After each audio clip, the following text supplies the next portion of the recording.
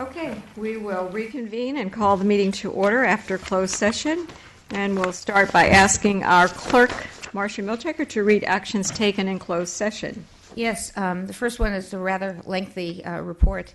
In closed session, the board voted to approve the settlement agreement in California Department of Finance, or DOF, etc., et al., with SOCCCD et al., the inventors versus Grimes, and authorized the Chancellor to sign the settlement agreement on behalf of the board. The Department of Finance, the Chancellor's Office, and the 4 community college districts in Orange County sued the Orange County Auditor Controller, Jan Grimes, and the County Board of Supervisors as an intervener on behalf of the Auditor Controller for incorrectly calculating the county's vehicle license fee. The adjusted amount, or the VLFAA, for 2011-12 and 2012-13, and thereby failing to pay approximately $150 million into the county's Educational Revenue Augmentation Fund for those years. The Orange County Superior Court ruled in favor of the districts and the DOF.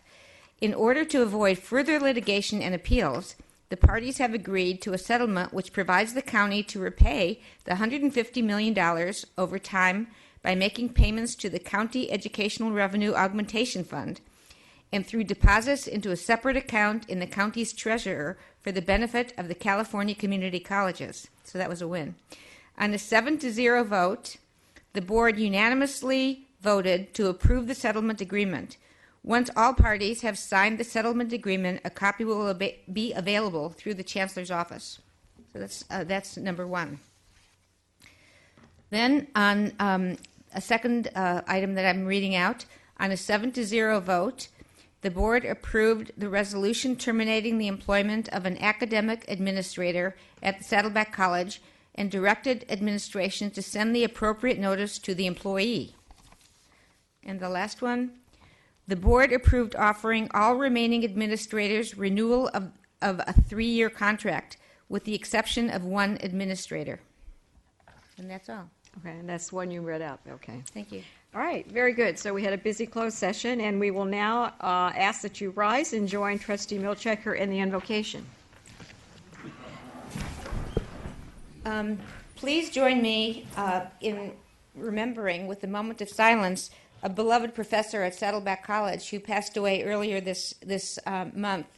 I attended the celebration of life at the Mission Viejo Country Club with 700 of his students and colleagues and friends and fellow professors at Saddleback College. And this is Michael Merrifield.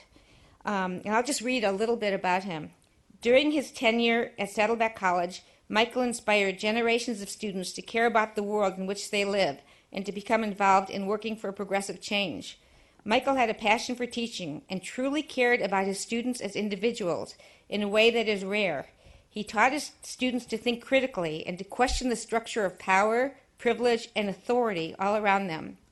He also lived according to these ideals and was a fierce advocate for students, faculty, staff, and the college he loved and to which he dedicated his life. He also worked for years as the tribal anthropologist for the Juanino Band of Mission Indians. This is at the Mission San Juan Capistrano. And he fought tirelessly for them to obtain federal recognition as an Indian tribe, and they did achieve federal recognition primarily through his work. So I have to thank some of the people that helped write this information about him: Claire Cesario-Silver, Ken Woodward, Brad Readily, and Margot Lovett for helping me write this information. The ceremony was beautiful. He was also an Army, he had been in the Air Force veteran, and he was in the police force in the Air Force, and there was a component of the ceremony with the American flag recognizing his service to the country as a veteran, and it was a beautiful service, and his students will miss him the most, but we'll all miss him greatly. So please, let's have a moment of silence in Michael's memory.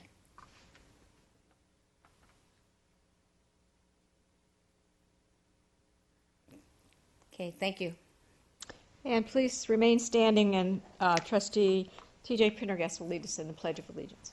Okay, please join me in honoring our great flag. I pledge allegiance to the flag of the United States of America and to the republic for which it stands, one nation under God, indivisible, with liberty and justice for all. Thank you. Okay, and we have no resolutions or commendations, so we will go to public comments. Do we have anyone wishing to make public comments? Okay, very good. So we'll go to board reports, starting with Trustee Jay. Yes, let me get this thing going here. Yeah, I was one of the people lucky enough to know Mike Merrifield very well. In fact, was one of a couple people that were on the committee to hire him. I believe it was 1977. It might have been 1978, but he put in a lot of wonderful years here. Lastly, I'd like to congratulate all of the administrative staff who were approved for 3-year contracts tonight. It's wonderful to have really capable, confident, and vigorous people reappointed to the positions they've done so well. Thank you. Okay. Trustee Jamal. So I had the opportunity to attend the Orange County Business Council Workforce Development Conference with several administrators and faculty from Saddleback College and Irvine Valley College, and I think that the good news is some of the sectors that we're focusing on is in our district, such as healthcare, are projected for growth, job growth. On the other hand, it was a somewhat sobering report in that income levels projected are going to have a tough time keeping up with the cost of living and housing in Orange County. So, there's some warning signs. I attended the Teacher of the Year dinner, a really excellent event Friday night with several trustees and members of the administration, and I congratulate chemistry instructor Scott Fear for being one of the 3 finalists in the community college among the community colleges here in Orange County. That's quite an honor. Finally, on a sad note, we lost a member of our family within the last couple of weeks, my father-in-law. And I only bring that up in this setting is because he came to this country as an Armenian immigrant, speaking very little English, and ended up his final years at Laguna Woods. And he was nearly 93 years old, and I think he himself attributed his long life and good health to being a lifelong learner. And sometimes that becomes a talking point, but it is real. He loved his pottery classes and photography classes through the emeritus program. And going to Laguna Woods, it's not going to be the same. Thanks. Trustee Milchiker. Yeah, I attended many things this month, but a few that I wanted to talk about were I attended the science lecture series at Saddleback College. That was really interesting, and the room was filled with students. Our science department at Saddleback College is just superb, and the person that spoke was a professor from UC Riverside and spoke about global climate change using microorganisms as a measure of the climate change, and it was just fascinating.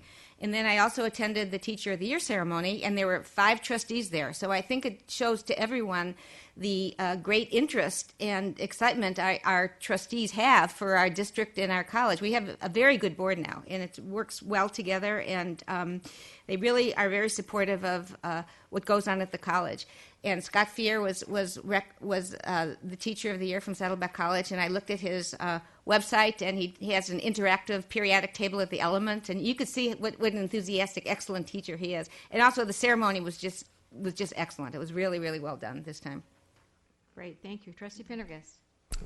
Yes, I have attended a few events as well, one of which was the water polo game here versus Orange Coast College, where we didn't do so well, men or women's. And then the homecoming game, football game. And so now I'm starting to get a complex that I might be bad luck for Saddleback sports, but because that one didn't work out so well either. And just on the Orange County Teacher of the Year, yes, I attended that, and it was really a little more special for me, I guess, in that Scott Fear, Professor Fear, was my brother's chemistry teacher at Irvine High, and my brother wound up working with his brother Tim in loan brokerage firm for many years. So it was really nice catching up, and his wife, I knew her from high school as well. So it was a very nice event. Yes, great, thank you. And I'll give my report, be brief, but of course I was one of the trustees who went to the Teacher of the Year ceremony, And it's quite a special event because there are teachers from high schools, from colleges, and it's all sponsored by Bill and Sue Gross. Sue's an alumni from Saddleback, and I think she was an employee here for a short time. And it's marvelous that they have chosen this as their major charity. And in addition, Schools First Credit Union paid for everyone's meal, and we counted up the tables, Trustee Wright and I, and we said there were, what, over 800 people? Over 800 people. So Schools First is a very, very big participant. And I know that President Burnett is going to share some other things for us later on about Bill and Sue Gross. And and of course, I went to the Saddleback College homecoming, and what a disappointment to lead the whole game, and in the last few minutes. But in any event, very active time, and it's going to keep up, I think, for the next few weeks. So I'll leave my report at that, and we'll go to Trustee Wright. Thank you very much. I did also attend a number of events this past month of October. First of all, I went to the science lecture series. It was a science lecture about the transformation of a low-carbon future, business and technology for society. This was presented by Ryan Hartley of America Honda Corporation. He told us, and we had, again, the room was full. He told us about what's happening as far as the Honda Corporation. They seem to have some money, so they're going to be putting out an electric car and also a hydrogen cell car and other things in the next few years. So they're very serious about this. They want to make sure their product works before it goes out. I also attended the football games, the first one we went to on October the 12th, we won. We beat Ventura. I think it was 52-28. And then at homecoming, in the last 2 minutes, if they hadn't made that long run of 95 yards, we could have tackled the person. I think we'd have won. I also attended the Orange County School Board Association joint dinner meeting. That was a good event. I also attended the Teacher of the Year, a wonderful event also. It was I've known Scott Fear for over 20 years, so he's a wonderful instructor and absolutely deserving of that award. I just wanted to make a couple of comments towards the end. I want to applaud, first of all, the Saddleback journalism publications. I guess the Lariat newspaper and the Orange County Appeal, they won a number of awards. I think possibly our president will talk a little bit about this too, so I thought that was an interesting thing. My last comment is this week is October the 28th through November the 2nd is National Campus Equity Week, the goal of which is to celebrate a number of things with equity, but to draw some attention to our part-time faculty issue. And I just wanted our part-time faculty to know that how much we appreciate them. They do a great job. I was one of them at one time, and I think we need to do a better job in how to utilize them and then to provide them with adequate support. Thank you very much. And Trustee Lang. Yes, I'll be very brief in my remarks. I just wanted to express my personal condolences on the loss of Mike Merrifield. He will be very sorely missed. I wanted to congratulate all of the teachers of the year, including our own Scott Fear. Was not at the event, but it is an outstanding event. I have been to those in past years, and they are wonderful. And then finally also attended the homecoming game, and tough loss for the Gauchos, but it was a very exciting game. Thank you. All right, Student Trustee Robinson. Yes, I'd like to start out by recognizing and thanking President Dan Walsh and the Saddleback Academic Senate for the recent unanimous decision to implement a smoking ban. Both Saddleback and IVC student governments have demonstrated widespread frustration with the current barrage of cigarette smoke, litter, and now e-cigarette issues. Without a doubt, the current situation of lax enforcement and existing civil codes is adding to the growing problem. And I hope that the district will follow the lead of top educational institutions such as the Cal State and University of California school systems by implementing a district-wide ban. Finally, I'd like to conclude my remarks by recognizing the contributions of Professor Merrifield, who recently tragically passed. I, as a student, was fortunate enough to have had the professor for biological anthropology several semesters ago. And even though this class is in the past, it is memorable to me due to the impact of Professor Merrifield. He created an environment that encouraged vigorous discussion and debate and fostered an environment to allow students to succeed. I'm grateful to have been a part of a district with the instructional atmosphere of inspired, enthusiastic learning that Professor Merrifield embodied. And I'll conclude, and I'll finish with an applicable quote by Albert Einstein. I never teach my pupils. I only attempt to provide the conditions in which they can learn. Thank you. All right, thank you. Now we'll move to our Chancellor's report. I'd like to draw attention to a couple of discussion items that we have tonight, plus a presentation that we'll hear about the new science building at Saddleback. Tonight we're going to be hearing a report from Dr. Randy Peebles. Looks like he's getting ready to go right now. About the next steps that we have on ATEP. We've completed all of our negotiations with the City of Tustin and the County of Orange. And now we're about to concentrate on additional planning and the next steps of actually building our buildings and offering our programs. And the purpose of the presentation is to give the board information about who is responsible for what activities, which responsibilities are district services, and which responsibilities are for the college.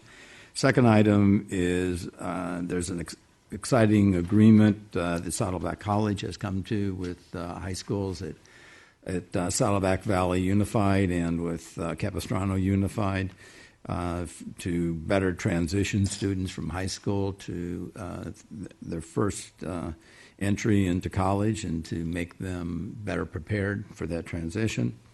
And again, the last item, Director Brandy Delana will explain the progress on the agreements and a budget augmentation on the Saddleback College Sciences building. Okay, and before we move to our President's report, Trustee Prendergast has asked for a point of privilege. He forgot to mention something in his report. Well, yeah, kind of forgot. It's not really college related, but I wanted to make sure to get this out to the public. I attended the Orange County School Board Association dinner, and the keynote speaker was Aaron Kutcher, who's one of the new owners of the Orange County Register. And they have a program out there for K through 12 schools that if you get a 7-day subscription to the Orange County Register, so you either upgrade from your current weekend only or you're a new subscriber, there's a form you can download and print and fill out that they will then donate a laptop to a school of your choice. They're trying to give back to the community. So if you go to ocregister.com/laptops, plural, you can download that form, and they designate which school they want to donate it to. I did ask, so I will answer before anybody else asks. If you're a current subscriber, you don't get to do this, but they have other ways for you to give back to the community, such as their Golden Ticket program that they did last year, where you can donate $200 to the charity of your choice right around the holidays. So they really are trying to kind of bring in the community and have a more positive outlook at schools. You might have noticed all the layouts they have for music and arts and athletics and so forth. So just want to make sure everyone was aware of that program. But you didn't say you couldn't unsubscribe and then resubscribe. They did say you cannot do that. Yeah, they're aware of that. All right, thank you. And we'll move to our college president's report. Tonight we don't have President Rockmore. We have Craig Justice in his place, and you're not going to do a report, right? Okay, so we'll move to Saddleback President Burnett. Thank you, Madam President. I have a few things, and actually some of you had mentioned potential awards I might mention or designations. Actually, they're coming at the next board meeting, actually the ones you mentioned. So we'll hold off on those, and I have more than enough to chat about. First, today, in fact, just told the Chancellor about 2 hours ago, we just received a brand new grant, a $600,000 grant award for statewide common assessment. And my folks just walked in my door this afternoon and told us they're very excited. We are. That's Butte College is the lead college, and we're just us a support on that, but that's still $600,000 to help us work on the statewide common assessment instrument. So that's very exciting. I know our math department in particular is very, very involved. Second, I wanted to thank all the board members in the whole community for coming out to homecoming. It was, despite the last 2 minutes, it was a very exciting day and night. We were pleased to feature many of our Hall of Famers from football. And what's really exciting about homecoming is that it's really becoming a true reunion for our athletics programs and a lot of our people connected with Saddleback. So it's very exciting. Wanted to thank 5 trustees that attended the Orange County Teacher of the Year ceremony gala, and it was called Teachers Rock. And I agree. I think teachers rock. In fact, we have members, our trustees that are teachers. You rock. But also, of course, there to honor our Professor of the Year, Scott Fear, who, as Trustee Wright had said, is more than deserving. He's an absolutely fantastic instructor, and we're thrilled to be there. Tomorrow is our K-12 annual K-12 partnership breakfast. In fact, as the Chancellor mentioned, we're going to talk about the high school partnership program in a minute here. We will be featuring that also and start implementation actually tomorrow at the K-12 breakfast. On November 12th, everybody please write the date down if you haven't received the invitation. November 12th from 4 to 6 p.m. at Saddleback College in SSC 212. We are going to be having a very special veteran celebration featuring a reception in an open house for our new renovated Veterans Center. We are really going to be honoring all the successes, including this board, our district, our sister college, Irvine Valley College, and many people in the community about all the great work we've done for veterans. So please, it's not to be missed. Family night is on Wednesday, November 13th, 6 to 8 p.m. I wanted to thank our entire community for the outpouring of love and support for Professor Michael Merrifield, who died untimely and unexpectedly. So just want to thank everybody for that. It really has been special. And, of course, the last thing somebody has to say is Happy Halloween. Yeah, that's right. All right, thank you. Now we are at board requests for reports. Do I have any board members? Trustee Milchiker, I'll recognize you. Go ahead. Yeah, I'd like a report on the way that we distribute our financial aid to our students. Right now we're using a company at both colleges called Hire One. And I did meet with Chancellor Portner, and he did get reports from both college presidents, but I'd like a little bit more in depth about it.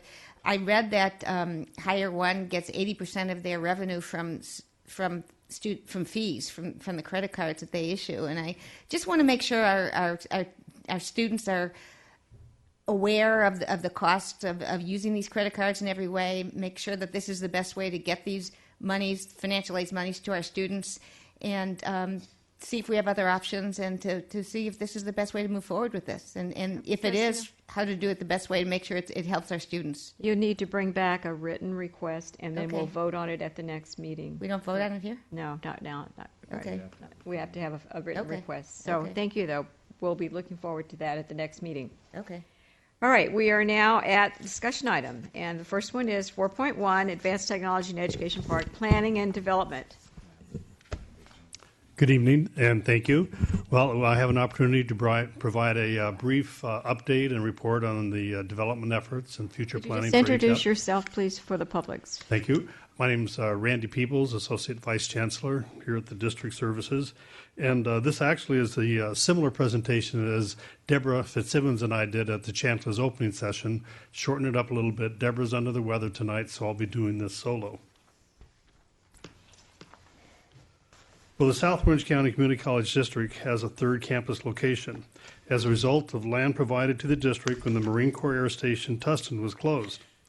This land, although free, did come with special conditions and a need for environmental mitigation or cleanup and demolition of buildings to prepare the site. The central location of the ATEP property has made this a desirable education site for our district and for the region.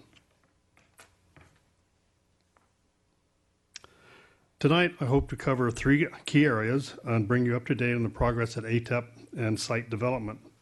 First, a snapshot on where we are today at the ATEP site, the next steps for planning and processes for future development, and also the roles and responsibilities of the college and district services to enable these plans to move forward. I think tonight's an opportunity, too, to have this in the board agenda and also for our communities to see this information. Demolition. Well, we've done a lot of that over the last 3 years. We've made great progress. We've already demolished over 16 major buildings on the site over the past 3 years because these buildings are not usable for us.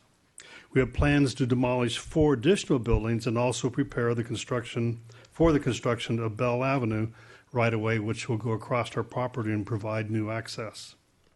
The work includes rough grading and getting it ready to build streets, buildings, and future parking lots. This phase of demolition we are currently in is very complex, a very complex process involving a lot of coordination and multiple agencies to do it properly. With the new land configuration completed, we need to embark on a new phase of planning now because we have a different shape and look to our property. You can see the maps on the left and the right. I didn't put it in the presentation, but it's a nicely uniform, almost rectangular shape now that's going to be easier for us to develop in the future. It'll be more efficient and easier to plan with this new site layout. The new planning may include a site development master plan, including internal circulation, etc., design guidelines and regulations, best site locations for the colleges, education partners, and commercial and business partners, and of course, lease agreement templates for our various potential site partners of the future. This project is really quite complex. There are roles and responsibilities for various pieces of the project, both at the college and at district services. As you can imagine, it involves lots of coordination and communication. The ATEP function map, which you see part of on the screen, was developed through input and multiple shared governance groups, including the Chancellor's Executive Council, the District-wide Planning Council, College Consultation Council, and the College Council at the colleges. It was approved by the board and review in September of 2012. It embodies many of the board agenda items and discussions made over the past few years regarding ATEP development. As part of the district-wide planning process, this function map is reviewed on an annual basis and is part of the district-wide planning process. The division of responsibility is important for our effective planning and coordination of future operations of the site. Each of the colleges and district services have unique responsibilities. First, let's look at the responsibilities for the colleges. Saddleback College and Irvine Valley College have principal responsibilities in these following areas. First, programs and instruction-related planning, of course. To identify, establish, and manage academic partnerships. Those are partners with college programs, like for equipment and such. In addition, Irvine Valley College currently manages the operation of the small college instructional programs site at ATEP now with 5 buildings, and they provide those support services for that support campus.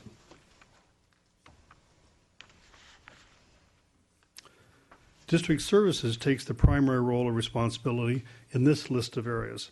First, managing all site and land entitlement related matters. Second, environmental and SEQRA related matters. Third, ground leases, lease negotiations, management's approvals, budgeting and accounting, and of course, demolition. Additionally, facility and infrastructure, engineering and design, construction, contracting, design and concept, signage, building heights, those kinds of things for future construction. Creating design guidelines and criteria and standards so that our buildings have a uniform look and feel in the future. And then, of course, communication with each other, both the colleges and district services, important in all these matters. Then besides the unique responsibilities for the colleges and district services, we have coordinated but different responsibilities. Those might include identification and recruitment for ground lease partnering. I think everyone will be looking for those kinds of partners. Then also providing site planning and college-assigned facility design. All the entities would be interested in that. Seeking and expanding external funding opportunities. We're all looking for those opportunities. And finally, the interior facility planning, including design and architectural programming. I know the trustees have seen this before, but I think it's important just to look briefly at the academic program that the colleges have proposed and the board has reviewed and approved. And here we have the complementary and non-competitive programs at each of the colleges. And first we have on the screen the proposed program areas for Saddleback College. And as you can see, they're all in the health care education area. And just as a sample and a few examples, potential partners within those areas are, it's a short list, but there are certainly many opportunities for Allied Health to partner.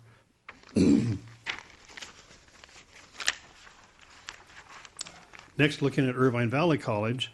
Irvine Valley College has proposed 5 areas in multimedia technology, electrical technology and resource management, applied technology, administration of justice, and business management. And those are the areas that are under consideration for Irvine Valley. And of course, these are just a small list of potential partners for programs that the college could pursue and we think be a win-win opportunity. So what are our next steps? Well, the next steps for district services, we think, would include continuing and finishing the demolitions. We have a number of demolitions still. We have one in progress. It's just finishing up. We have the next phase, which will be going out to bid probably within the next month for basically to demolish the 4 buildings that came over to the district as part of the city land exchange. And also we'll be clearing some of the infrastructure that's in the way for the Bell Avenue right-of-way. Additionally, the district will be looking for external funding and redoubling our efforts, looking for federal, state, or any other kinds of funding, and exploring public or private partnerships. Those partnerships could be with education ground lease partners like colleges or universities who would like to be on our site along with us in a win-win opportunity. And we'll also be looking for commercial ground lease partners with our brokerage service helping us to do that. We also have the Lifehawk property, which is about half our property, and it's on the bottom side of the map, is actually property that's still leased to us, but it's guaranteed to be given to us in fee title at such a time as the Navy determines that it's ready to be transferred and used in a safe manner. In fact, in recent meetings with the Navy in San Diego, me and other district services staff have determined that the Navy has indicated that that land has reached a level that it's safe for transfer, and they're doing the paperwork to accomplish that. But in fact, in further discussions, we said, well, how long will that take? It seems that will still take another year or so for the paper. So that's another challenge, but something that we know will happen in the future. We also, as you can see in the map on each side of the room, the green portion on the bottom of the map is a 10-acre site that is currently Navy and county property, and that 10 acres will be transferred immediately after the transfer of the land from the Navy on the Lifehawk. So that's kind of paired, and it's sitting in escrow waiting for that to happen. Then, of course, we have the ATEP Development Master Plan, which, in fact, the district will be going out for requests for proposals and qualifications within the next month to bring on a firm that will help us to really look at our past designs, our Phase 2A plan that we had for ATEP really needs to be reviewed now because we have a better shape. It's going to be more efficient, more functional to put that road through the middle, and we think that we can do some planning that will be better for the future. Then, of course, we have transition planning for IVC at ATEP operations. Part of our land exchange moved our 5-building ATEP site is now owned by the city. We have a 3-year lease, and within that time, we'll need to transition the IVC folks off of that site, possibly back to campus until such a time as we're able to get our first building in the ground and constructed at the ATEP site. Then, of course, we're also working on developing template agreements for ground leases so that when we have either a commercial entity or an education institution that wants to build on our site, we have some templates and examples and pricing that we can move through those discussions in an efficient way. Some of the next steps for the colleges for Saddleback and Irvine Valley include academic program planning at the colleges, so that they might intensify exploration of external funding also, federal, state, whatever. Also to explore, along with the district, public and private partnerships, especially to assist with their educational programs. And then also transition planning, as I mentioned before, for IBC at ATEP for their operations.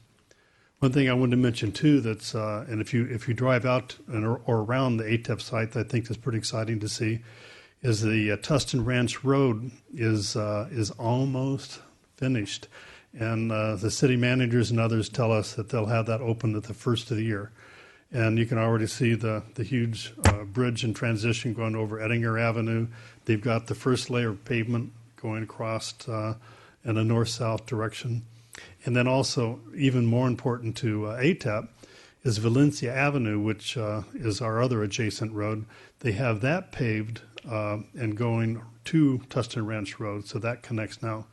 And then following all this, apparently Warner Avenue is going to follow about a year behind and get that finished. So the infrastructure around ATEP is really starting to form up nicely, and the land is rough graded now, so it's smooth and kind of rolling. Sometime after this rain thing passes this week, they're going to power seed the ground in order to get vegetation growing again to protect the ground between now and when we start our construction. So we're making some exciting progress at ATEP. I'm open for some questions.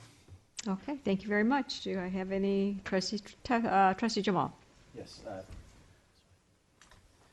Thanks, Randy. Thanks again to you and Deborah for all your hard work. I think I have a question. Maybe it's more probably directed to President Rockmore, who's not here.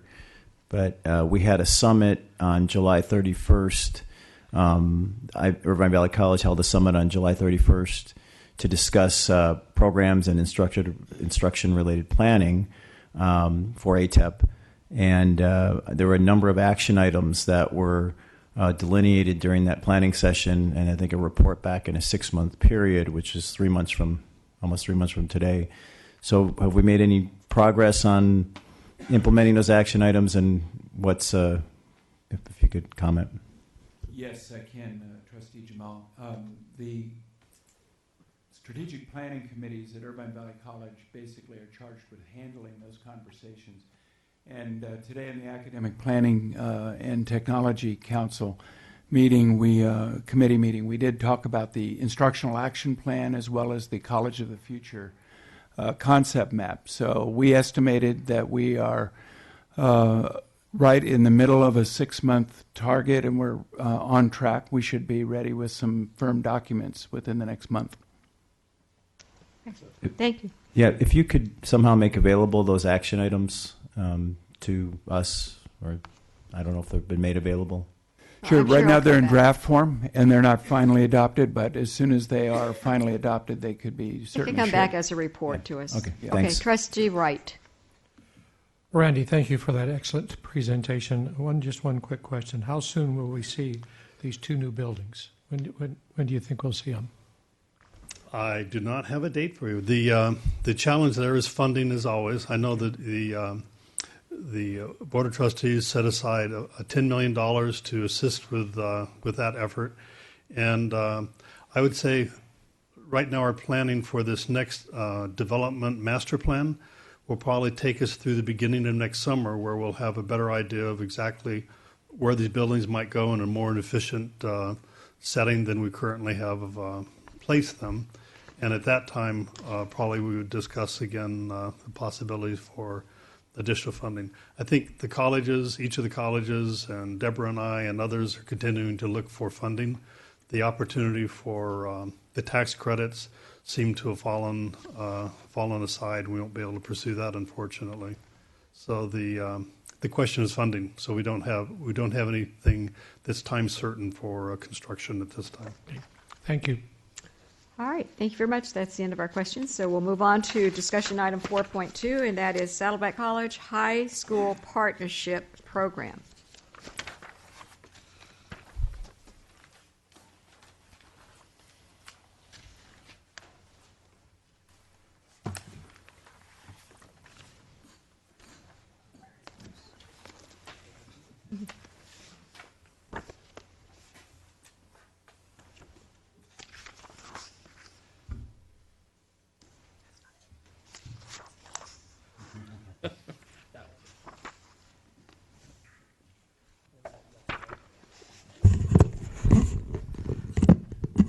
Good evening.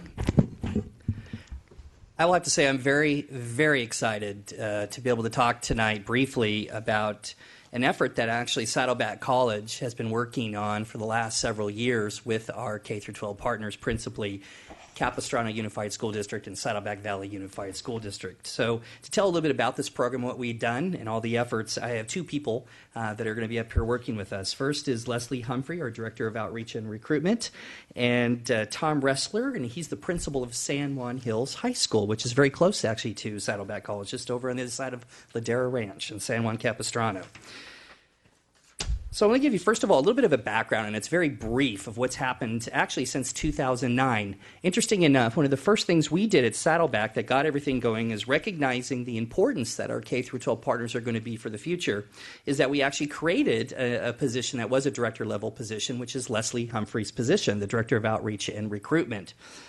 After that, one of the big things we started having serious discussions, initiated them with both of those districts about how can we form a tighter, stronger partnership, recognizing that it's going to play a critical role for our students to be prepared and to be more successful. With that, through those discussions, we actually ended up having two high schools, one from each of the districts, kind of as a pilot high school. Tom Ressler is actually here to represent one of the pilot high schools, San Juan Hills High, and then we also did at Mission Viejo High School. And we started working closely with those two high schools and kind of developing the initial concept of this partnership program. Then on the college campus, as Leslie chaired, and with our faculty and staff and other management, we created an outreach committee. And that outreach committee helped formulate some of the ideas and the concepts that I'm going to tell you about in a little bit. What's really interesting and what's great about it is, as you notice the date line, we started back in 2009, 2010, and then just a couple years ago, of course, the Student Success Task Force comes out with some principal recommendations. First off is number one, which is to increase college and career readiness, and 1.1 in particular, which is collaborate with K through 12 to jointly develop common standards for college and career readiness. No surprise at Saddleback College and our district. Finally, and in your packets we have for you, is we actually finished the actual and formalized a high school partnership program with both of our two districts. We have signed memorandums of understandings with each of their districts and by their boards and superintendents, and we have those handouts for you as well. So that's just a quick overview of what's happened in the past. Principally, what the program is, which I believe is, we can't seem to find any other program in the state that is like this, is that we're taking the approach of really a 360-degree partnership with our high school districts and Saddleback College. And what we mean by 360-degree is that in a high school student's education and being prepared for college, there are four principal entities that are involved. First, the student, of course. Second, it's their parents and guardians. Third, it's the high school. But fourth, also the college. So we wanted to look at what are the roles and responsibilities and what can be done for each of those four elements that are important for a student's success, and what the roles and responsibilities will be for them, and not only just for the last year or for junior year, but starting in the freshman year of high school. And what we are really trying to do is we're trying to help, and we believe what we have to offer through this program is every single student that attends high school, this program and the efforts that we're doing here will help them. Whether those students plan to go to a four-year college or university, go to community college, go directly to the workforce, go to the military, have a mission, start your own business, any other pathway, what we're looking at them to do is partner with the high school, the parents, and the students, and our college to help them with that pathway. In fact, we believe in it so much, we have what we call the Gaucho Guarantee. And the Gaucho Guarantee states, if the student follows the recommended pathways and collaborative roles identified in the high school partnership program, Saddleback guarantees that a student will have the tools to succeed in fulfilling their goals at an institution of higher learning, the workforce, or the military. And with that said, I'm going to have Leslie Humphrey come up and tell you a little bit more about the program. Can you see me? This has changed since the last time I was here and I spoke to you. Good evening, trustees, Chancellor Portner. I get to go over a little bit of the numbers, but the first slide you see here is the number of recent high school grads from the Capital Unified School District for the last 3 years. With this particular chart, Capital Valley High School is the number one with 210 in fall of 2013. Tebuco Hills, if you look at the next slide, sorry. Whoops, wrong way. There we go. Okay. And the next slide is the number of recent high school graduates for Saddleback Valley School District. And with this, Tebuco Hills High is the highest with 171 in fall of 2013. Our next slide looks at Laguna Beach Unified School District, which is our third feeder school in this South Orange County. And with Laguna Beach has 43 in fall of 2013. And then we rounded out with the private schools and Santa Margarita Catholic High School at 30 for the fall of 2013. Sorry, let's see. The High School Partnership Program offers high school students a clear path to follow and provides recommendations for each year they are in high school. As mentioned previously, the High School Partnership Program identifies and strengthens pathways for not only the student, but as well as the parent, guardian, high school, and Saddleback College. If you refer in your documents that you have in front of you, the High School Partnership document, on page 11, you will see the partnership roles at a glance. This will then lead a student into the college student pathway to success. Come prepared to Saddleback College, enroll in the appropriate classes, select their pathway, stay the course with assistance from counseling, get involved with extracurricular activities, celebrate their completion by either obtaining a certificate, AA degree, or transferring and reaching their goals at the next level. The first role, of course, is the student. Depending on the year, a student should complete college prep courses, attend college information sessions, attend a study skills strategy class or basic skills tutorial modules, complete a certificate or associate's degree in career technical education disciplines through a fast-track articulated process while earning college credit, apply for scholarship and financial aid, complete a college success course which will prepare a student for successful transition to college. The role of the role of the parent and examples should be to encourage their student to apply for financial aid and scholarships, attend parent information sessions, schedule visits to colleges and universities, attend Saddleback College's annual family night. The high school's role is to attend Saddleback College events to find out more about programs and services. Example of events or programs includes the President's Annual Breakfast, a high school conference, Professional Learning Council, which is where Saddleback faculty meet with the high school faculty to develop course alignment in subjects such as English. Also attend Career Technical Education Transition Advisory Group, which plans group activities and the articulation of courses between the high school and the college. Saddleback College, their role is to introduce students to transfer and CTE programs, offer tours, monthly panels highlighting college programs and services, on-site application and financial aid workshops, on-site assessment testing and college success courses. When the pilot program began, we offered applied psychology courses on 2 high school campuses in spring of 2012. 58 students completed the course. In spring of 2013, 310 students completed the course at 10 high school sites, and almost 70% of those students are attending Saddleback College this fall, with a student carrying an average of 12.44 units. In spring of 2014, the applied psychology course will be offered at every high school in both the Capital and Saddleback Valley Unified School District. I would now like to introduce Tom Ressler, who also was Educator of the Year, recently named the Educator of the Year in San Juan Capistrano City. Sorry.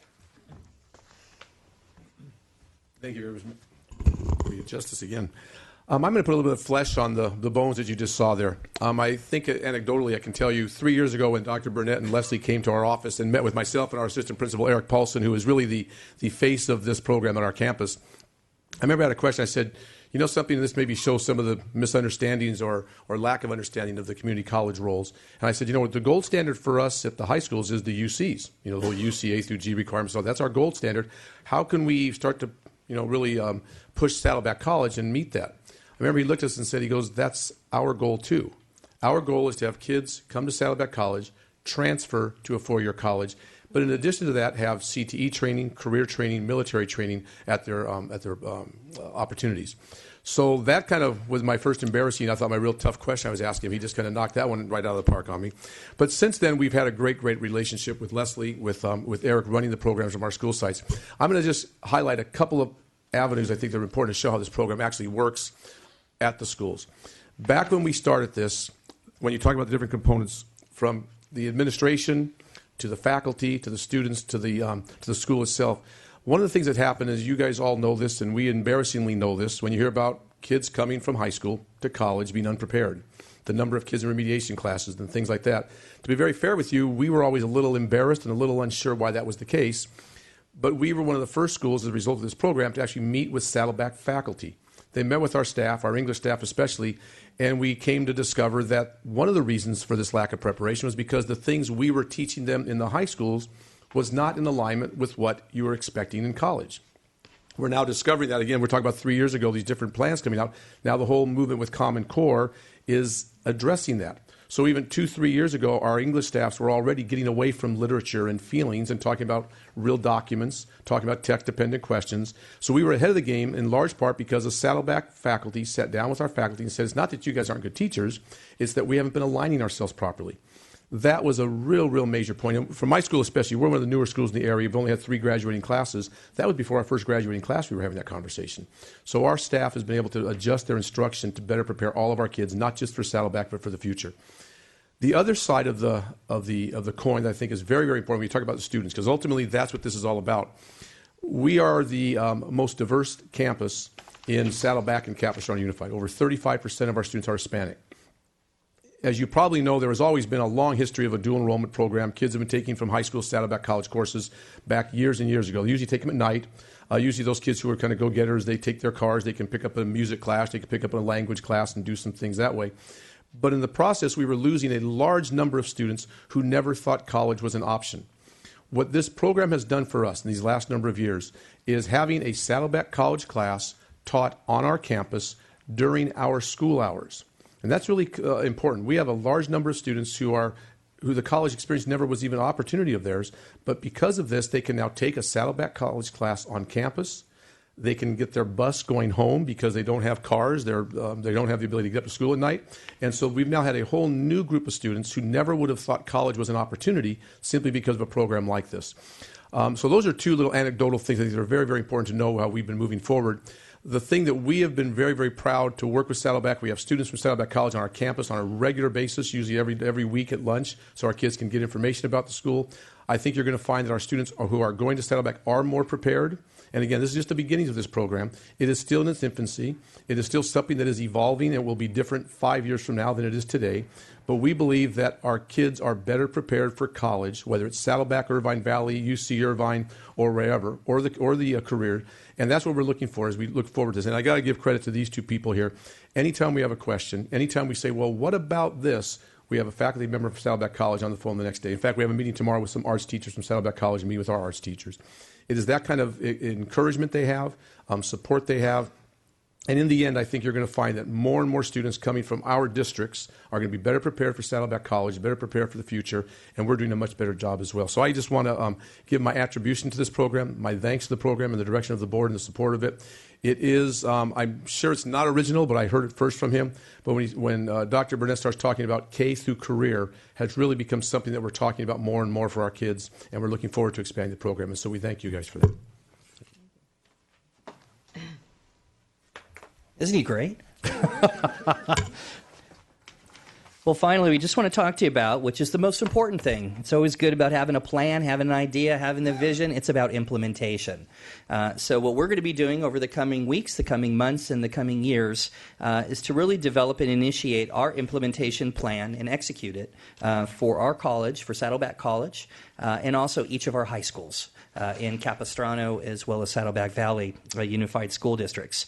In fact, I mentioned tomorrow is our annual K-12 partnership breakfast. This is the first one since we formulated the MOUs and the parole partnership. So tomorrow we're literally going to have an exercise and talk about with our superintendents, the school board members, and the principals of all those schools how we're going to start moving forward with implementation. We at the college already have, working with the districts and the high schools, a high school partnership council, which is comprised of our faculty and academic administrators from the high schools and from the districts, as well as Saddleback College. They will start playing a bigger and more important role.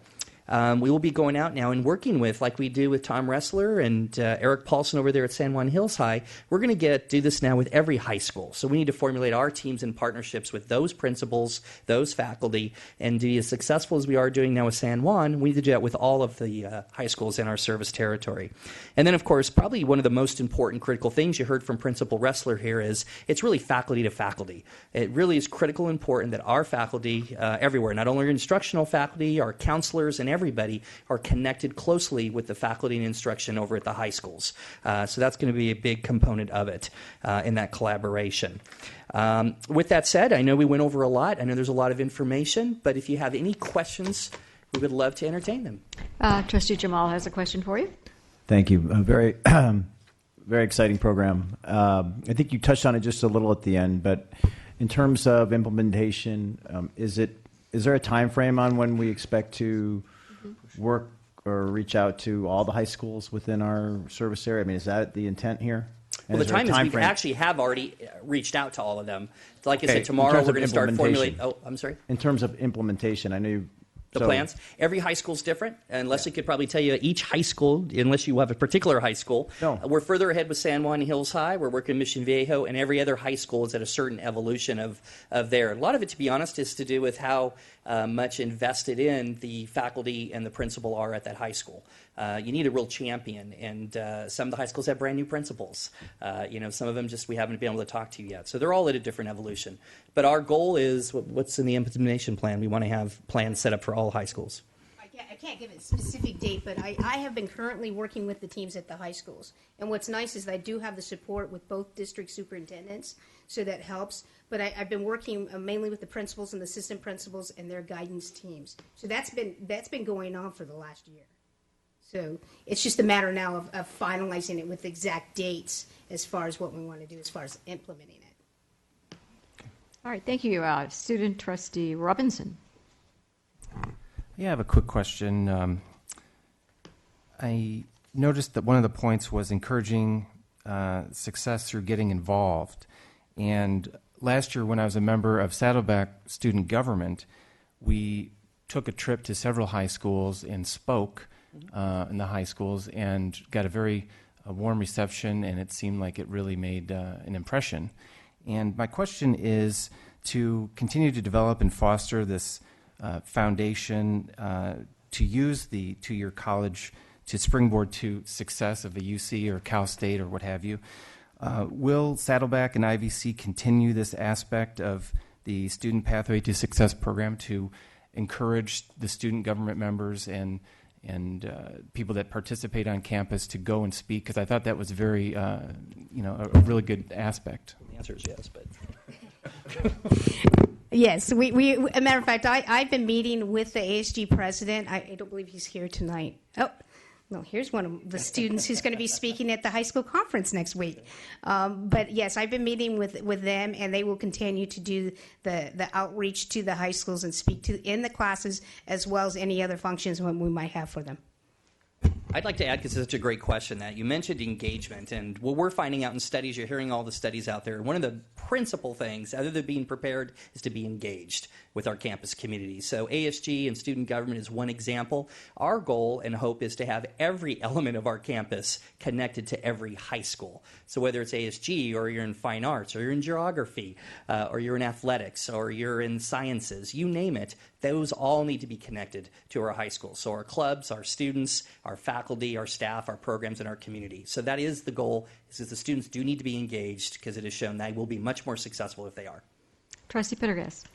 Yeah, can you elaborate a little bit more about some of the classes that you're offering at the high school itself? I know that you have it's kind of like the planning for success or counseling 10 or something like that. Are there is it one per year, one per semester, or is it the same class and just more people have opportunity to try it? Right now, it's the applied psychology. Well, let me back up. Last year, it was applied psych 140, which is a course that was 3 units last year, and it was not necessarily a true college success course, but it was the best thing we had on our campus at that time. The Division of Counseling, their faculty worked with their instructors, and they looked at the curriculum and they said, you know what, this wasn't fitting for that particular need at the high schools. And so what they did is they came up with an Applied Psych 189, which is a true college success course.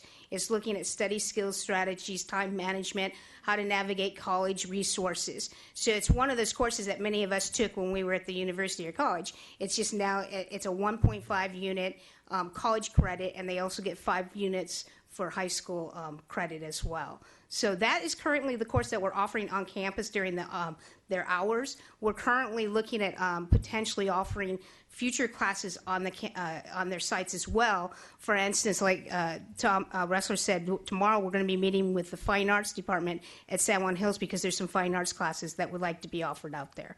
So we'll potentially be adding on. Just right now we started with the Applied Psych 189s.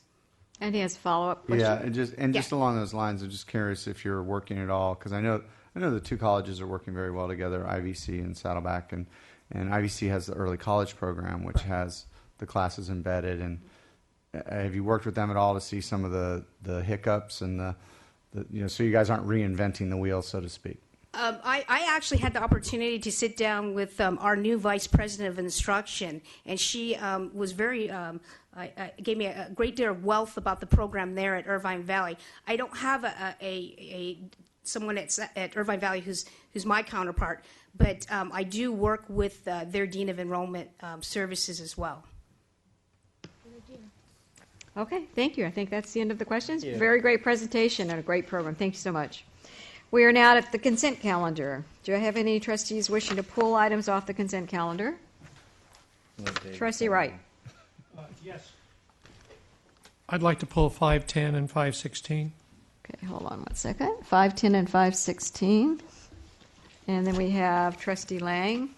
511 and 514.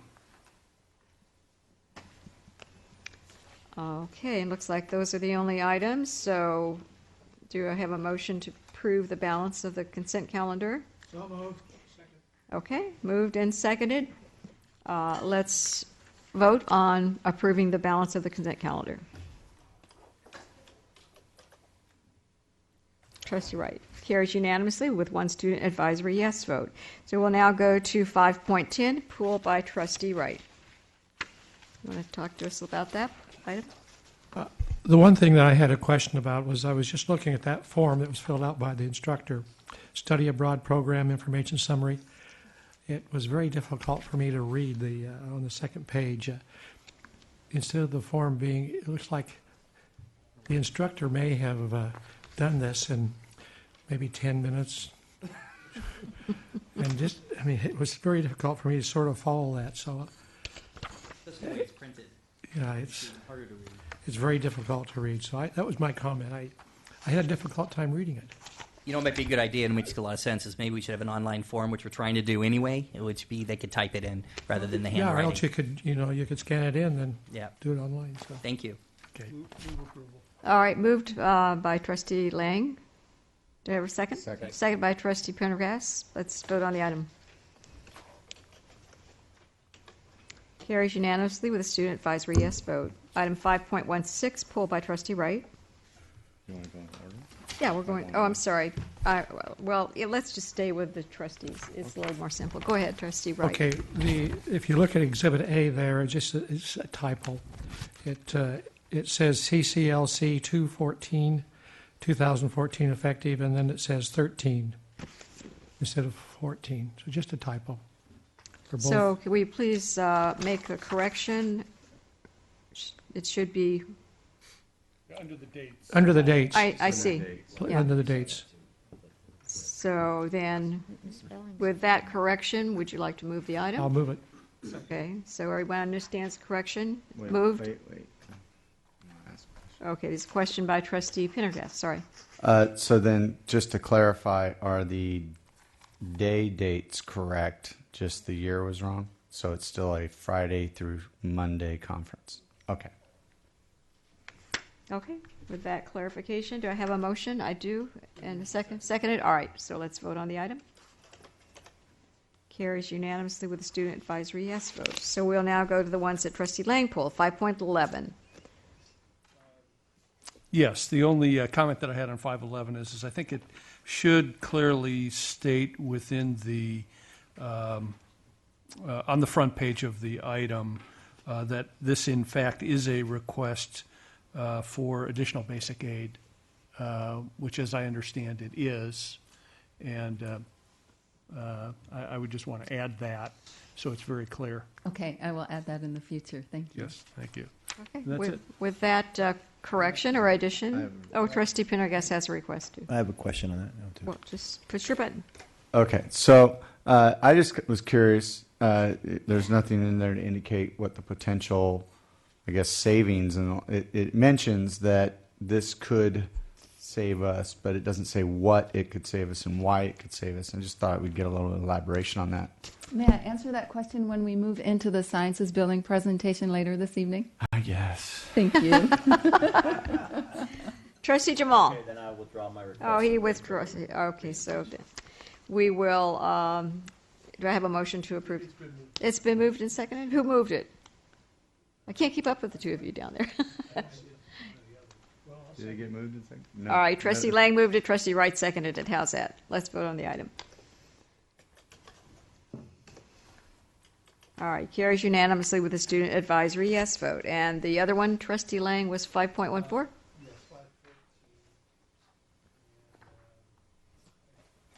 My Put your question mic on 514 was that originally we had kept these items together.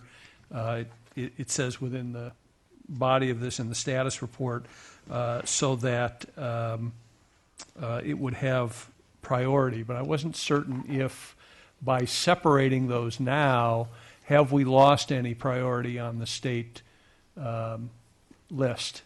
Specifically, you're requesting information on the ATEP buildings, how they used to be in a single line item. Yes. So when we turn the page, you'll see item number 13 and 14, two new ATEP buildings. When we submitted this to the state, it wasn't possible for us to leave them on the same priority, but have a building, one for IVC and one for Saddleback. It was necessary for us when we went into the database to have it say new ATEP building, Irvine, new ATEP building, Saddleback. So we've just taken the same two buildings in one line item and moved them into two.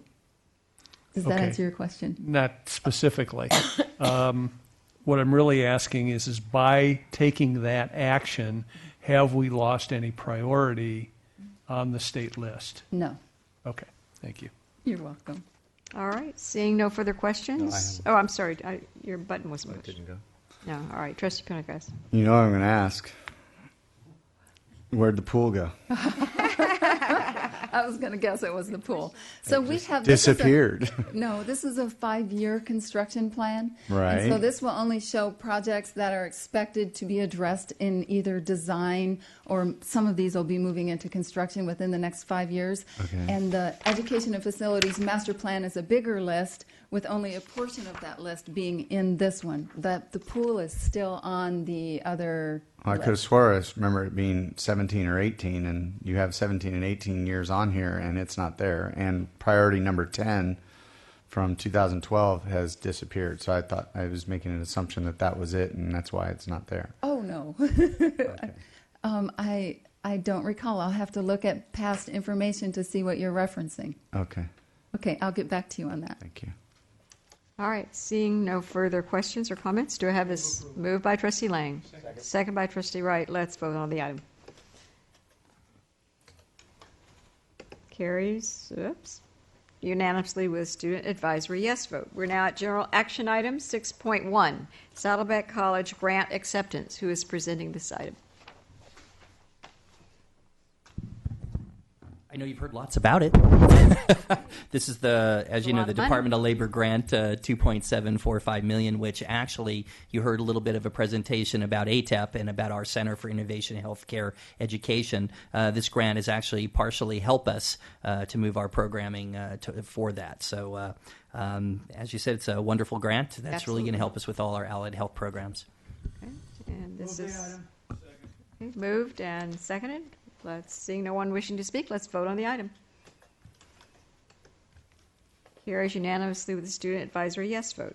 6.2, Saddleback College Technology and Applied Science Building Architectural Services Revised Agreement. This is going to be presented by Brandy Delina. Yes, as we're moving through the Saddleback Task Renovation Project, the architect and the design committee has encountered additional need for design. For instance, you'll see that it says architectural, structural, and electrical. Let me give you electrical as an example. There's a transformer off the side of the building that only serves that building, and it's been determined that that needs to be replaced. That wasn't in the original scope, and so we are including that. That's the kind of thing we're talking about here. Okay, seeing no questions, do I have, Trustee Lang, do you have a question? I'll go ahead and ask the question. I think I know the answer to this question, and that I is hope I do. that this additional cost is within the scope of the project, and there is no request for additional basic aid funding related to this item. That's correct. Okay, thank you. Do you have a, you moved by Trustee Lang, second by Trustee Prendergast. Let's vote on the item. Carries unanimously with a student advisory yes vote. We're at 6.3. This is the district Leaseback for Saddleback College Science Building Project. Brandy Delina. And I have a little presentation for you on this evening.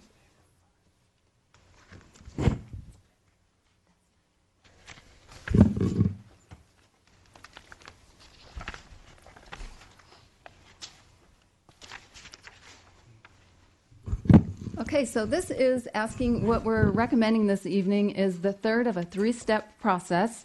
On October, at this time last year, and February, the Board of Trustees approved Part 1 and Part 2 of the Leaseback delivery alternative delivery method.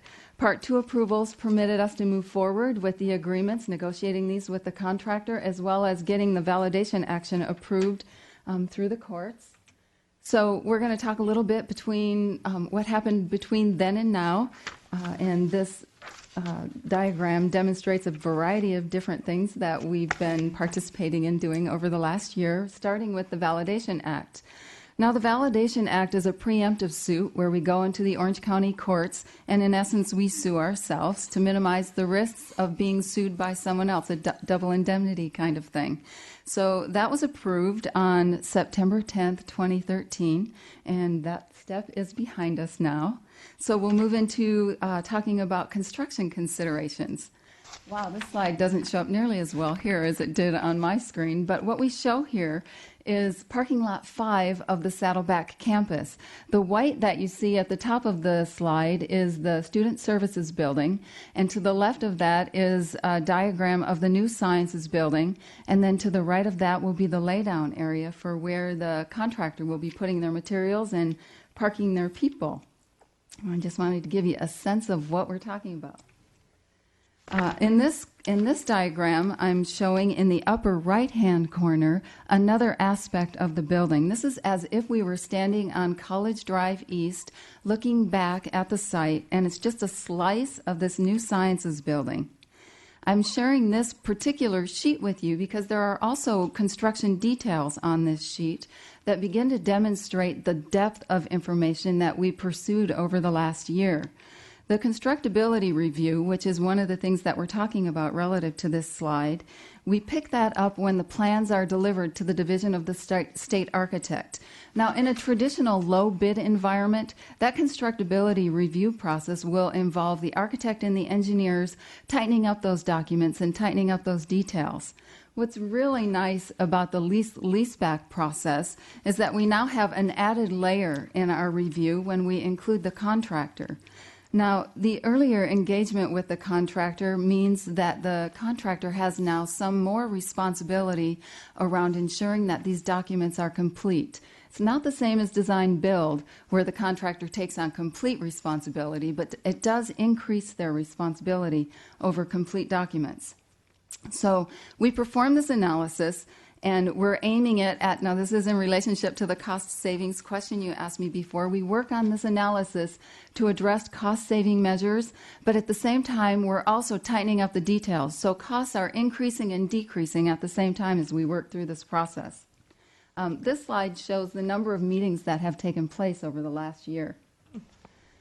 And so, as we're working through that process, I thought I would provide you with an example of what we're doing with regard to these adds and deducts. So I'm going to use structural steel. This is a 53-page report. I'm only going to show you 3 pages. There's 88 categories in this 53-page report. I'm looking now at the structural steel category, and in that second blue arrow, we see an addition to the documents of $850,000 in structural steel. Now, that ad happened while we were at the Division of the State Architect. During plan review, they identified a need for additional structural steel, and that added cost to the building. As we move into the second page relative to structural steel, we now see the deducts, and those items are identified by and highlighted by the green there. So there's a number of things that we have reduced from the project.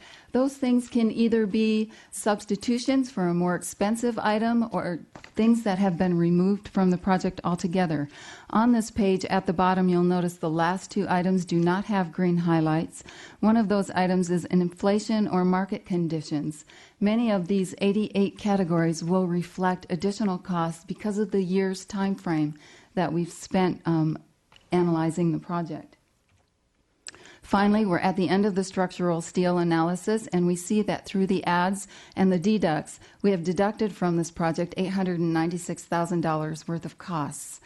And on a lighter note, there's the metal decking right behind it. That's another category, much smaller, and there's a $12,000 deduct. So the 88 categories are bigger and smaller.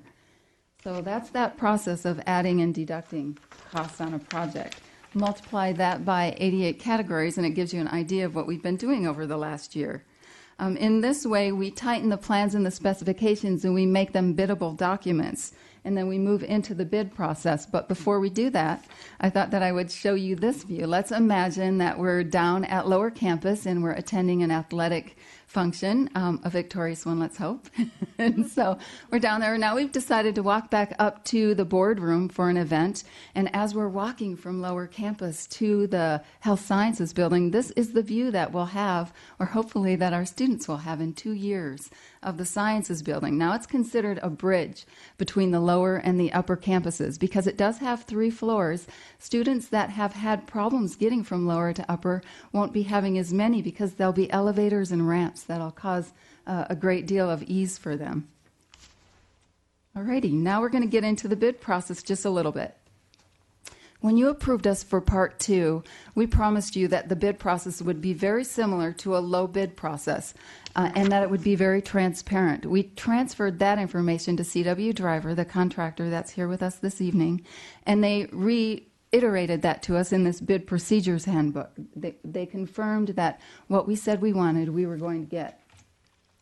This is an ad that was run in the Orange County Register for 2 weeks in a row, just like we do it when we're in a low bid environment. And then we also had a pre-bid construction meeting. Now, the difference between Leaseback and our other pre-bid construction meetings is that the contractor was with us and could speak the trade's language when they were asking questions. Not that we can't, but it always helps to have another person with us there, and they were there. And then finally, this is a pre-qualification document that just slid up onto the screen. This is the same pre-qualification document that we used to obtain a general contractor, and we used it and pre-qualified a number of the subcontractors. It's actually it's a template from the Department of Industrial Relations, so it's a state form. Moving on, I don't expect you to be able to read this slide, but I wanted to show you the coverage of subcontractors that were interested in this project. In this case, there were 228 contractors that bid on 49 packages. And you'll notice some more than others. You know, there's some that have, most of them had at least 4 contractors, some of them not that many, and some of them up to 7. District staff was present during the receipt of those bids. It was a very transparent process. And the members of CW Driver's team, there were 3 of them, Robert Schaefer, Rima Gutnick, and Dave McLaughlin. 2 of them are here today, should be commended for the amount of effort that's involved in bringing that many people to participate in our project. Now, one of those members, here is, for me, a dream in Leaseback. Dave McLaughlin, who has built this project in his head for the last year, is also going to be the project manager should you approve the recommendation this evening. So he's spent a year building this project, and now he's going to go out and build it for real, hopefully. And so that doesn't happen in low bid. We don't have that depth of experience that we bring to the table. Finally, you were also asking about the cost savings and the cost increases. This is a real good summary format for where did they lie. Cost reductions in the 11, 12 categories that you see here compared to the ads. Again, that was the process of reducing scope or maybe sliding something in that was less expensive or having the Division of the State Architect identify additional scope in the plans. So cost reductions over this last year have equaled $10 million, which is quite large. The ads, on the other hand, are $6 million. So there was a $4 million variation there in reduction, some of which, as you can see by that second to last column, was eaten up in inflation and market costs. Now we're typically, in a typical year, it's about 3% increase in construction. This last year, it's been 5.5%. Construction is on the rise, and in Orange County, we're just beginning to feel the impact of that, which is why the inflation rate is a little higher than typical. This last page here, now we have one last thing that we need to do as we're going through this process, and that is to demonstrate to you that leaseback is a best value, because we don't want, this is our first time doing it. We don't know, is it better than low bid? We're working that issue out. So we hired an independent third party to estimate this project for us, completely outside of the work that we'd been doing in the past year. The first thing we had them do was provide us with historical costs for a building of this type. It's a community college, it's a lab building, it's this much size, and their costs in that separate analysis was $48.3 million. Our cost on that building was $48.3, and our cost was $49.8. So that's $1.5 million more than the historical costs on this building. Now, where might that delta come from? It could come from time, it could come from location, or it could come from scope. And we're seeing construction costs rise right now. So we're thinking it's a 3% variable and that it's within the realm of acceptability.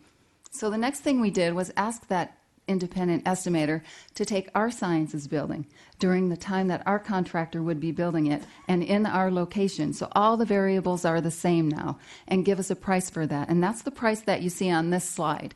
$52 million is what he told us that building would cost us. Our contractor's telling us he'll build the same building for $49.8. So with that, we're feeling confident that we're bringing to you a best value situation here on this building. And with those efforts, we went into negotiation with the contractor. Those are the contracts that are part of your board package tonight. And we're recommending approval for this. I know I went quickly through this, so if you need me to scale back through some of these slides, I can answer any questions you might have. Trustee Prendergast has a question. Yeah, I'm probably going to be stealing Trustee Wright's thunder here, but this last picture, very beautiful building, very impressive, and having some architecture background, I really like the design. However, I do remember touring the current science building when I came on 3 years ago and noting the land settling issues we have, this little overhang on the right-hand side makes me nervous. I'm assuming that that's all been well thought out, and Yes. there's going to be some serious packing going on in the ground, but just wanted to throw that out there. Thank you. We have piles under this building. Right. Good. Okay. Excellent. All right, Trustee Wright. Thank you, Brandy, for that excellent presentation, and I'm thrilled that we're moving ahead. I mean, it's Me needed. too.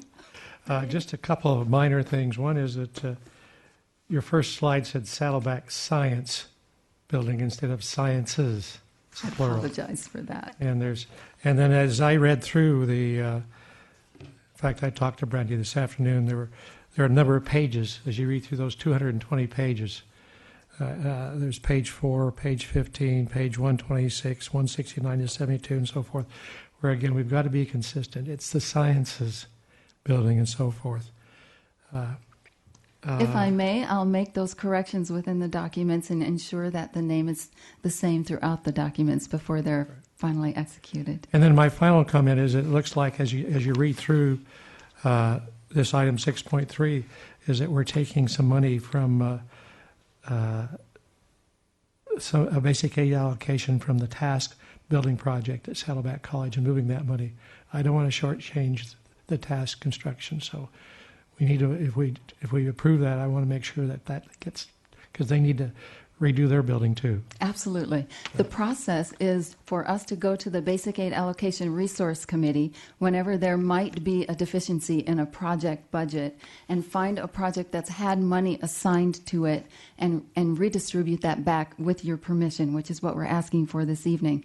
After which, in the following year, and backing up a step, TAS is in design right now, and it will be under construction not this upcoming year, likely the next year. And so we have a whole cycle where we can assign additional dollars. And during the request to BARC, we had a long discussion about this, and the college indicates it is their intention for this to be a number one priority to come back and refund that building. Okay, good.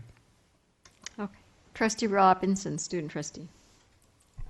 Yes, thanks. I enjoyed the presentation. As a student rep, the most consistent issue I've heard from every student on both campuses is the hassle of finding a parking spot.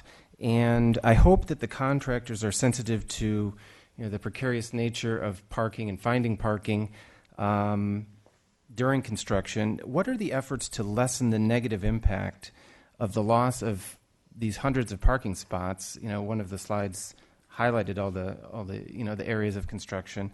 What are the efforts to lessen the impact on students during the construction? We've had lengthy conversations around that topic, believe me. One of the things that the college is proposing and has underway consideration is to provide a temporary parking lot in what we call the bowl. Right on the other side of this building here, there's a depression in the land between here and the BGS building. And so we're talking about putting some parking in there. I believe it's 110 spots that'll go back in there. It's a temporary parking and temporary solution to that well-known problem. Okay. Thank you. You're welcome. Trustee Lang. Yes, I'm also very excited about this project. It's just very exciting. You've done a great job of presenting it to us. I think the renderings, the drawings are very, are terrific, and I think it's going to be a great building on this campus. So I have absolutely no problem with allocating funding for this project. What I do have a little bit of an issue is this whole notion of exchanging basic aid funds with the TAS project that has already been approved, because it's creating, I think, a presumption or pressure, if you will, on BPARC to, in fact, give priority allocation to additional funds to make up for the shortfall that's created here, which means that projects that are lower on the list may not get funded. So there is no question that it will take longer because of this. It will take longer to get to those projects lower on the list. But there's this much money in the pot and enough of money in the pot to address tasks and to address other projects next year at both campuses and in the IT and for our other debts. That's not a concern. But there is no question there will be an approximately $9 million delay for proceeding through the list of projects. That's the issue that gives me heartburn. Yes, I understand. Believe me, it's given me heartburn for the last year. Okay, seeing no further comments, do I hear a motion to approve this item? It's moved by Trustee Prendergast. Right, have that one. Or, I'm sorry, Trustee You can have that Wright, motion. and seconded by Trustee Prendergast. So let's all vote on the item, please. Carries unanimously with one student advisory yes vote. Thank you very much. We're now at 6.4, and these are board policy revisions to be accepted for review and study. Are there any questions or comments about these policies for review and study? Can I move acceptance for review? Absolutely. It's moved by Trustee Jay, seconded by Trustee Lang. Seeing no comments or questions, let's vote on the item. Carries unanimously with a student advisory yes vote. 6.5, board policy revisions for acceptance and approval. So moved. It's moved by Trustee Jamal for acceptance. Any seconded by Trustee Wright? Comments or questions? Let's vote on the item. Trustee Jamal? Need to vote. Carries unanimously with the student advisory yes vote. 6.6, request to rescind a spring 2014 sabbatical for Kiana. Okay. All right. Any comments or questions about that? That's fine. Let's vote on the item. Carries unanimously with the student advisory yes vote. 6.7, full-time faculty hiring. Do we have any changes or? Nope. None? I just want to point out to the board, if you look on the exhibits, we structured them so hopefully they're easier to understand to the board this year. Okay. And you may have the presidents kick in on this a little bit too. You'll see on the far right-hand column of the very first one, Exhibit A, for instance, the business science and economic workforce development, it was approved previously in 2012. So some of these items have come to the board before previously, but they're coming back to the board so you know what sequence we're talking about, what we're looking at for actual recruitment for this year. So we're trying to improve it so the board is better informed. So hopefully this does it for you. Okay. Comments? Trustee Wright. Thank you for this knowledge. I appreciate it. Just two comments. One is that as you look at the sheet, and as I look at Saddleback, it looks like you've got something like 11 replacements and 13 new. I'd like to see a column. Who are they replacing? What instructor? I happen to know what some of them are, but some of the board members don't know those instructors. So. We used to do that, and we took it out because of the fact we thought this would be less confusing. Okay, we used to do it. I know. Yes. So. We go ahead. Yes, the other issue. I'll let President Burnett address it. Thank you. Dr. Wright, one of the reasons also is that some of the people that they're replacing are people that have passed away, and we thought it was respectful not to list the names. You could put CC. That was actually my main thing, just to let you know. We can get you those names, though, of course, if you'd like. Okay, and then the final comment was how many do you think you're going to hire at Saddleback and IBC? We have already announced that we will be hiring all replacements, and then 4 new positions. 15. Yeah, there is a possibility we might add. I'm working with actually the Academic Senate right now, possibly on another position. Okay. And IBC is expecting to hire 16. Yeah. Okay. Do you have a motion to approve this item? Trustee Lang, seconded by Trustee Jamal. Let's vote on the item. Carries unanimously with 1 no vote from Trustee Milchiker. No, I meant to vote yes. I'm sorry. Sorry, you pushed the wrong button. Pushed the wrong button, We're going sorry. to have an abstention from student trustee, and you want it to be a yes vote. I'd like it to be a yes vote. I right, pushed so the wrong it's, button. Thank you. Unanimous, but with a student abstention. I don't Okay. know. Yeah, let's revote so Okay. it's clear. All right, Thank you. I everyone, appreciate please that. revote. Here. Trustee Jay. All right, so unanimous with a student abstention.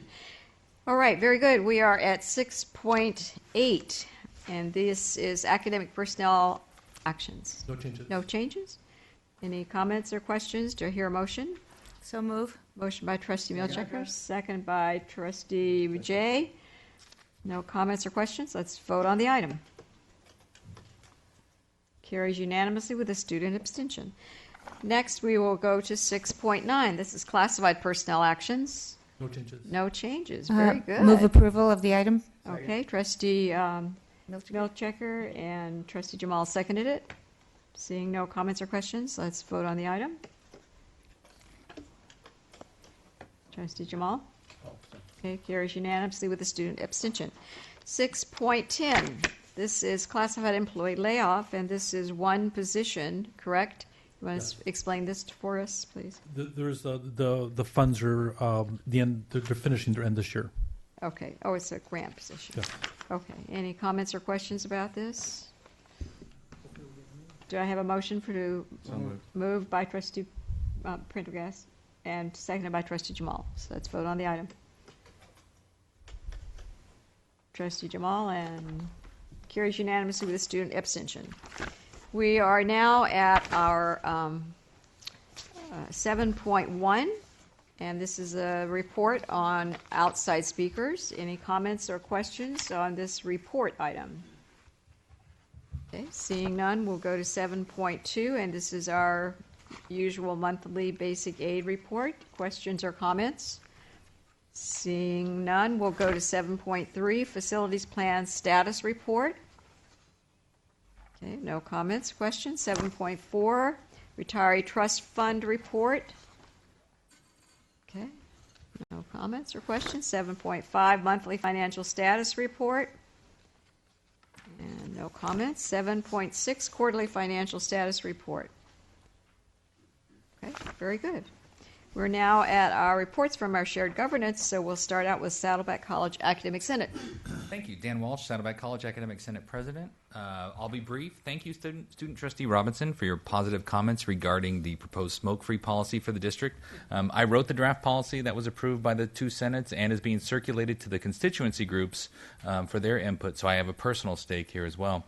The story's been picked up by the Lariat, the Orange County Register, and it was a story tonight on CBS News at 6 p.m. Next week is our statewide meeting for the academic senates. After that, we'll have a better grasp on new legislation, student success efforts, and other statewide issues.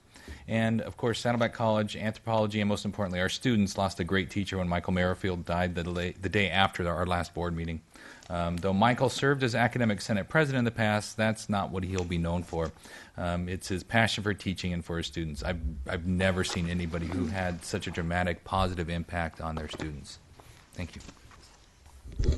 Very good. We'll move to Faculty Association. Paula Jacobs. Good evening.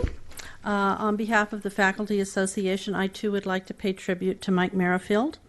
Michael's deep interest in and active work serving the plight of the underdog, the neglected, and the oppressed, along with his ability to work respectfully and amiably with anyone, represented the best of labor unions and provided an ideal to which the Faculty Association leadership continues to aspire.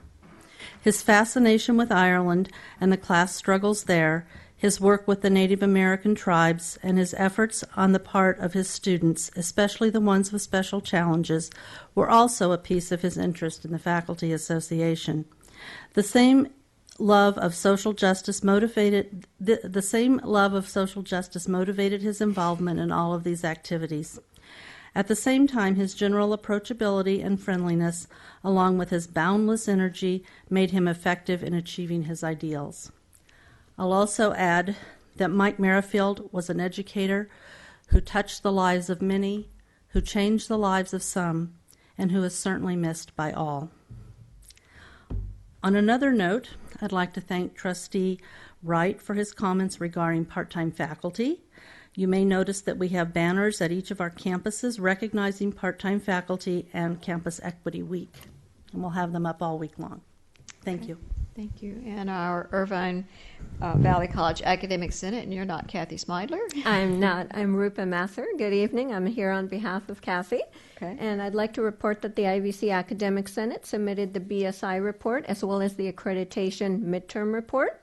We're also continuing to work on the IVC strategic plan and the planning and decision-making manual. We're also working very nicely with Saddleback College and the district on the district-wide strategic plan and the planning and decision-making manual.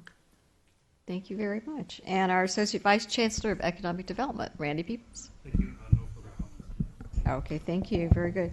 Vice Chancellor of Technology and Learning. No report this evening. Okay, thank you. Our Vice Chancellor of Human Resources, David Bouquet. Mike Merrifield was a personal friend, so I'm going to be missing him as well. Last week we had our ACRO conference, which stands for Association of Chief Human Resource Officers, and we talked about some fun things like legal eagles and all these technical things. We had probably one of the best panels in the state of California, as far as I'm concerned, regarding the Affordable Care Act. We had 6 panelists from across the state that could have probably presented 4 hours each. We learned the in-depth details of that. We were also excited about the wonders of CalSTRS, how they're trying to boot out some administrators and take their pensions away. Other than that, it's no big deal. But the best part about the whole conference actually was the fact that Don Wagner opened it, and you give a microphone to Don Wagner, you understand what happens usually. So that was a lot of fun. He opened it up, and frankly, he was engaging. And that was followed by a really unusual presentation from Dr. Robert Bermucci. So you really can't get a much better conference with those two as the 1-2 hit right off the bat. So they opened it up, and it was probably the best conference in 10 years, but those two really got it off to a really good start. So I appreciate both of them, especially Dr. Bermucci with his guitar and his piano and his cowboy boots. Sounds fun. All right, our Vice Chancellor of Business Services is not here tonight, so we'll move to our Irvine Valley College Classified Senate. Good evening, President Pat Berg. It's always good to see you and Board of Trustees. I'm Vincent Cooper, IVC Classified Senate President. We've been pretty busy at our last Officers and Senate meeting. We had a workshop on public speaking. I hope it did some good for me. But we also took a vote, and we voted for a smoke-free campus. So the Classified Senate's all for that. And lastly, I would like to recognize Candace Yacono. She is our senior editor and graphic designer. And most people get to do fun things for their summer. For her summer, she got to work on developing this 305-page catalog, checking every punctuation mark, word, grammar, working with all the faculty, and producing probably the most important document of a college campus. So special kudos to Candace Yacono for her fine work in this document. Thank you. Very good. And our California School Employees Association President. Thank you, Madam President. Just briefly, CSA will be providing workshops for pre-retirement for some of our classified staff, as well as more workshops for the Affordable Care Act and really getting to understand that. And very soon, we will be completing our democratic process for our new executive board for this chapter. So hopefully that will go as smoothly as possible. Thank you. Okay, great. And our Saddleback College Classified Senate. Yeah, thanks. Mike Sauter, Classified Senate President from Saddleback College. Thank you. Good evening. The smoking policy ran through the colleges rather quickly, and the Classified Senate at Saddleback College jumped on that bandwagon as early as we could. As soon as we saw the draft that was proposed by Academic Senate, we were really excited. We supported a ban more than 2 years ago as a Senate, and so we quickly approved unanimously to support the smoking ban at the district as well. The staff is really behind this effort, especially with the new language about electronic cigarettes and all the things that come with these new types of smoking devices on campuses.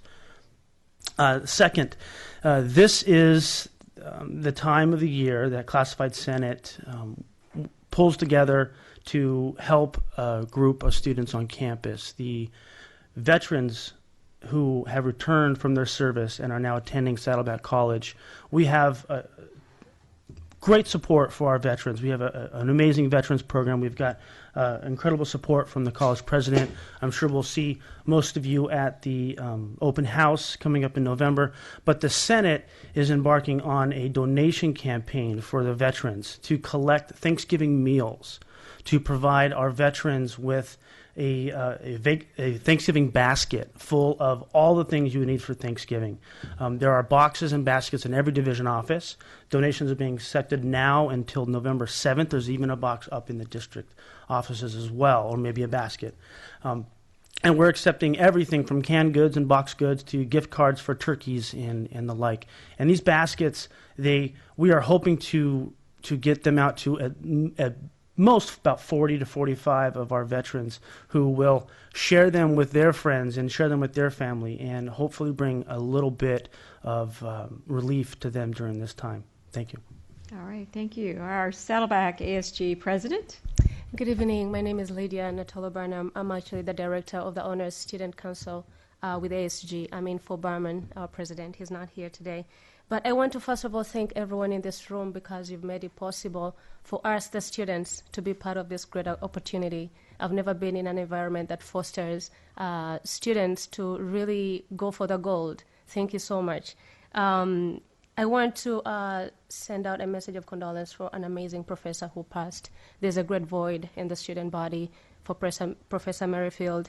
Personally, I never had a class with him, but he had about a fundraiser I had to build wells in my beautiful country, Uganda, last semester. He invited me to his class, and early this semester, he gave me the list of all his classes to come to. So these are the faculty members you have here, and you make it possible for us to enjoy what they offer.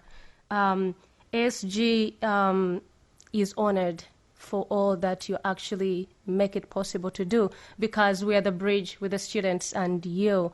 We have amazing events, and some of them were talked about by our amazing president, Burnett.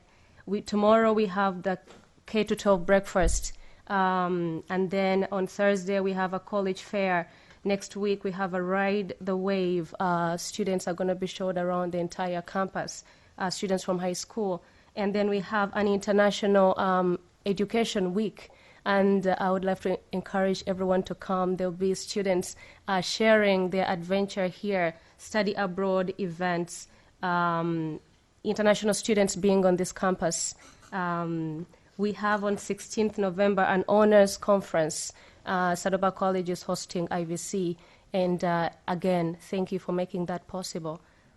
We have an amazing chapter to ASG, which is a focus group where students are going to go out to other students and get their ideas. And we're talking about the free smoking zone. So these are the amazing things Saddleback is doing. And thank you so much for making it possible. All right, thank you. And this will conclude our meeting, and we will adjourn in the name and memory and honor of Professor Michael Merrifield. Thank you very much.